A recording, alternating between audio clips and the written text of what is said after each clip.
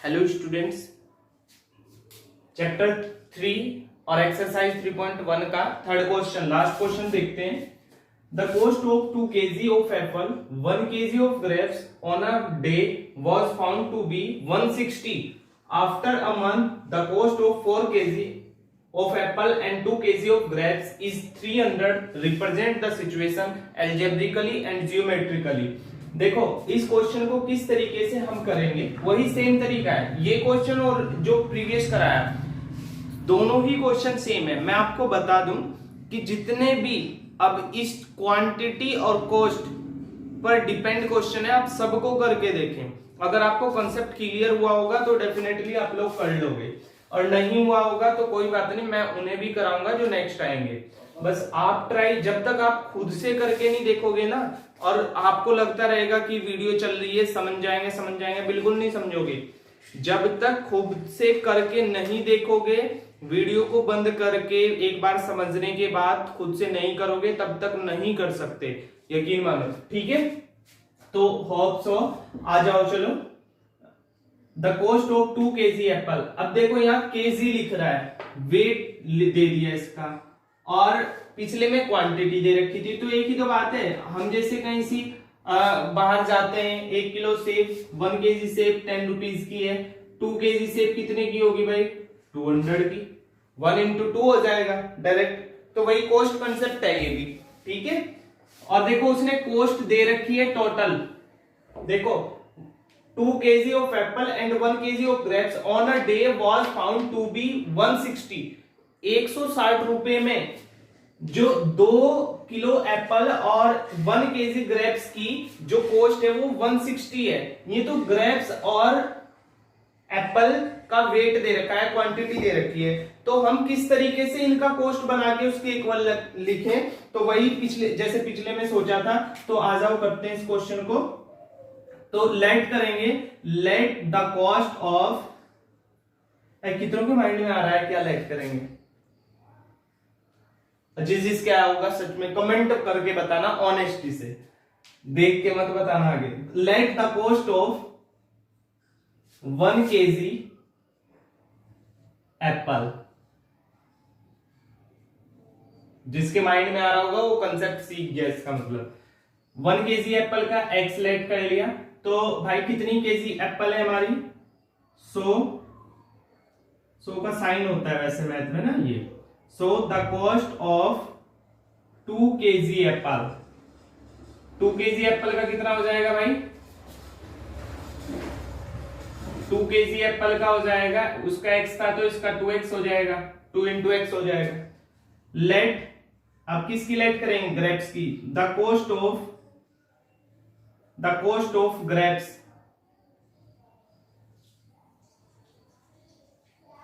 Grapes की y late कर ली हमने, ₹y, और सो द कॉस्ट ऑफ कितने ग्रेप्स? 1 ही ग्रेप्स है तो 1 ग्रेप्स की कितनी होगी? चलो लिख दो, 1 into y इक्वल y, तो यानी y ही होगी इसकी। तो ठीक है, ये लाइन लिखने की जरूरत नहीं थी जब एक ही ग्रेप्स है भाई।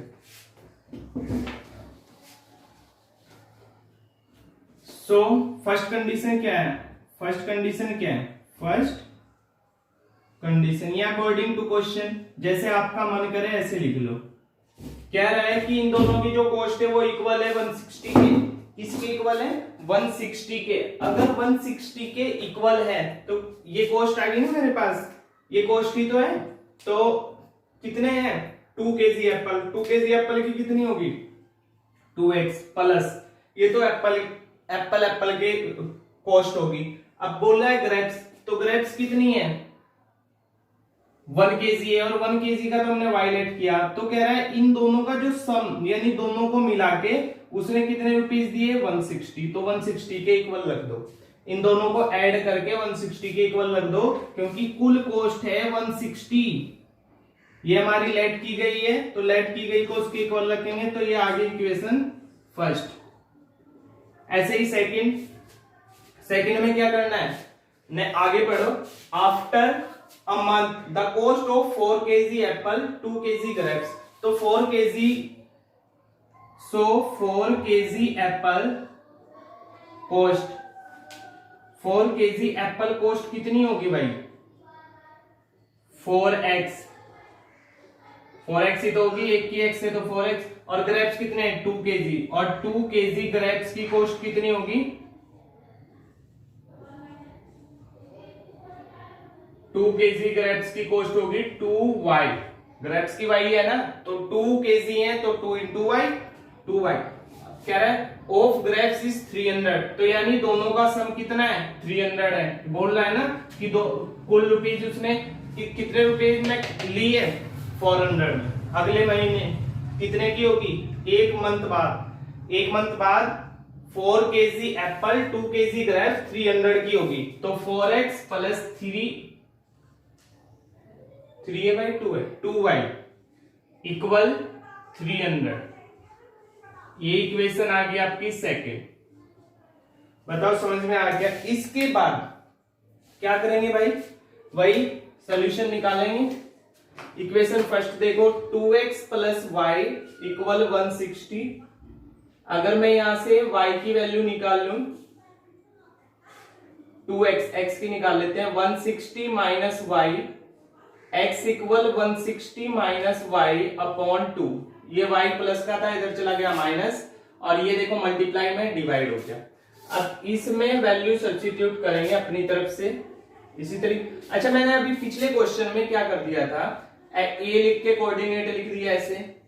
भाई ये x की वैल्यू, ये y की। अगर ये आपको समझ नहीं आ रहा तो अपने टेबल बना लो, कोई दिक्कत नहीं उसमें भी। लो एक्स वाई, जो मैंने यहाँ लिखा था ना 2 10, तो यहाँ 2 रख दियो या 10 रख दियो। चलो इसमें टेबल ही बनाते हैं, एक ही बात है दोनों ही, ठीक है? कंफ्यूजन नहीं होना इस चीज को लेके। तो y इक्वल 0 रखा तो क्या आ गया? x इक्वल 160 अपॉन 2, ये तो 0 हो गया, तो ये आ गया 80। तो x की जब 80 वैल्यू है तो y की क्या है? 0। अब यहां कुछ ऐसी और वैल्यू सोचो y की। इफ y इक्वल कुछ ऐसा सोचो कि 80 के आसपास ही नंबर पड़ जाएगा। अगर 20 वैल्यू रख दूं यहां पर तो कितना बचेगा?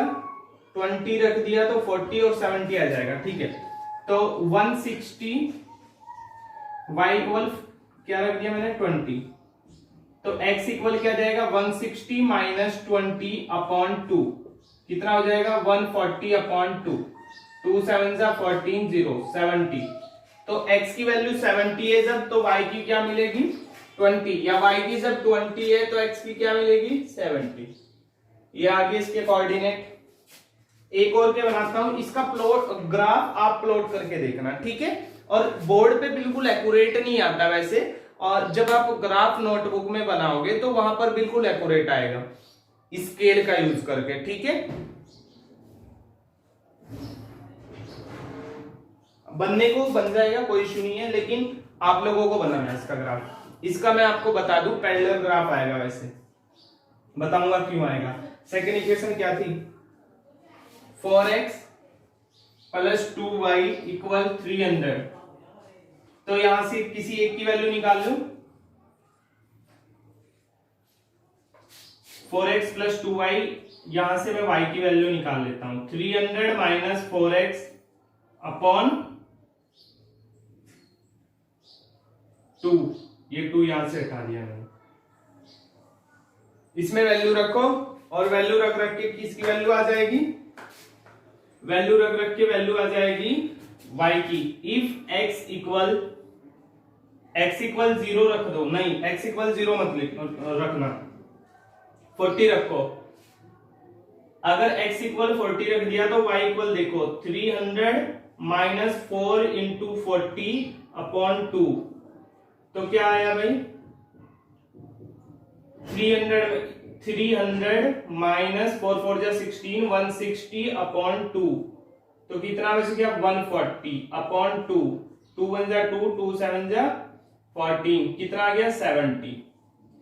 तो इसकी जो टेबल बनी सेकंड वाली की, और उसमें क्या आया? x y। अगर x की वैल्यू 40 है तो y की वैल्यू क्या आ गई? 70।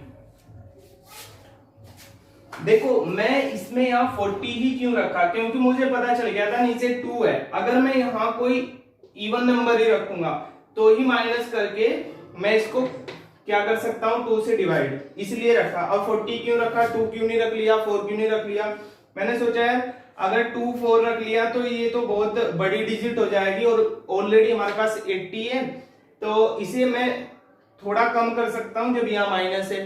तो मैं इसको जितना बड़ा करता चला जाऊंगा 4x को, यानी x की वैल्यू जितनी बड़ी करूंगा और 300 से छोटी रखूंगा, तो ये ऑटोमेटिक रिड्यूस होता चला जाएगा और फिर 2 से डिवाइड भी हो जाएगा। ऐसा सोचना है आपको, ठीक है। वैसे 2-4 क्वेश्चन जब आप लोग खुद से करोगे तो आपको क्लियर हो जाएगा, जब आपकी प्रैक्टिस हो जाएगी, ठीक है। बोर्ड में बैठने से पहले कम से कम 20 से 22 बार जब मैथ निकल जाता है ना, तब वो कॉन्फिडेंस आता है, अच्छा वो क्वेश्चन आएगा तो ऐसे कर देंगे, वो आएगा तो ऐसे कर देंगे। हालांकि आज के टाइम में ऐसा है नहीं कि भाई same as it is question मिल जाए। सीबीएसई बोर्ड में बहुत घुमा घुमा के क्वेश्चन पूछे जाते हैं, ठीक है। तो आप कंसेप्ट क्लियर करो अपना। अगर आपको ये कोस्ट वाला कंसेप्ट आज क्लियर हो गया होगा तो यकीन मानो कोई नहीं क्वेश्चन बचेगा आपसे। देखो इफ x इक्वल 80 मान लिया मैंने, x इक्वल 80, चलो 60 ले लेता हूँ, 80 तो ज्यादा हो जाएगा, 6 चौक 24, हाँ 6 4 24, तो y इक्वल क्या हो जाएगा 300 माइनस 4 इंटू 60 अपॉन 2, तो क्या हो गया भाई 300 माइनस 6 4 24 अपॉन 2, कितना बच गया 60 अपॉन 2, कितना आ गया 30, तो कितनी वैल्यू आ गई 30। 60 रखने पर क्या वैल्यू आई 30। एक सेकेंड, 6 4 24, 240 और 240 60 और 30, ठीक है। तो y की वैल्यू क्या है 30, जब x की क्या है 60। ये कोऑर्डिनेट मिल गए आपको, सेकंड इक्वेशन के कोऑर्डिनेट मिल गए। अब आपका काम है प्लॉट करना ग्राफ को, ठीक है। इसे अगर नहीं होता है तो मुझे बताना, मैं करवाऊंगा, लेकिन इस क्वेश्चन को आप ऑनेस्टी से करके देखें, इधर उधर गूगल से सर्च ना करें, ना ही गाइड से देखें, खुद से करने की कोशिश करना। अगर आपका कंसेप्ट क्लियर हो गया होगा तो यकीन मानो हो जाएगा, ठीक है। लेकिन कुछ मेरे ऐसे स्टूडेंट्स हैं जो वर्क आई थिंक ऑनेस्टी से नहीं कर रहे हैं, तो या तो ये समझ लो कि भाई अगर ऑनेस्टी से नहीं करोगे, देखो मैं आपको सच्चाई बताता हूं, अभी चल रहा है कोविड-19 जिसकी वजह से लॉकडाउन है, आप भी बेफिक्र हो और जो टीचर हैं, जो स्कूल की फैकल्टीज हैं, वो तो वैसे चिंतित है, उन्हें तो छोड़ दो फिलहाल, फैकल्टीज की अलग बात होती है, लेकिन जो स्टूडेंट है वो अपना मस्ती में घर पे है। मैं आपको बता दूं, अगर आप मस्ती में घर पे हो अब भी और 2021 बोर्ड में अगर आपको बैठना है तो भाई आप अपने करियर के साथ बहुत बड़ा खिलवाड़ कर रहे हो। ऑनेस्टी से लग जाओ काम पर। अगर आपको कहीं भी, मैं ये नहीं कहता मेरी ही वीडियो लेक्चर देखो, कहीं भी देखो, लेकिन जो बोर्ड का स्टूडेंट है वो बोर्ड का स्टूडेंट अपनी प्रिपरेशन करता रहे। इस टाइम यूट्यूब से करे, कहीं से भी जैसे तैसे करे। अगर नहीं करेगा तो कोविड-19 तो भाई धीरे धीरे हटेगा ही, जब भी हटेगा उसके बाद वो लोग जो अब चिंता कर रहे हैं वो तो रिलैक्स हो जाएंगे, और आप लोग जो बोर्ड में बैठोगे हाइपर हो जाओगे, टेंस हो जाओगे, और तब कुछ नहीं होना। बोर्ड जो टाइम होता है एक बार निकल गया दोबारा से नहीं आएगा। मैं फिर बताता हूं, टाइम निकल गया तो दोबारा से नहीं आएगा। अभी सोच लो जो करना है, ठीक है। पबजी खेल रहे हैं बच्चे, मुझे कहीं से पता चला है, तो खैर ज्यादा पबजी ना खेलें। Okay, thank you. Hope so आप लोगों को ये अच्छा लगा होगा।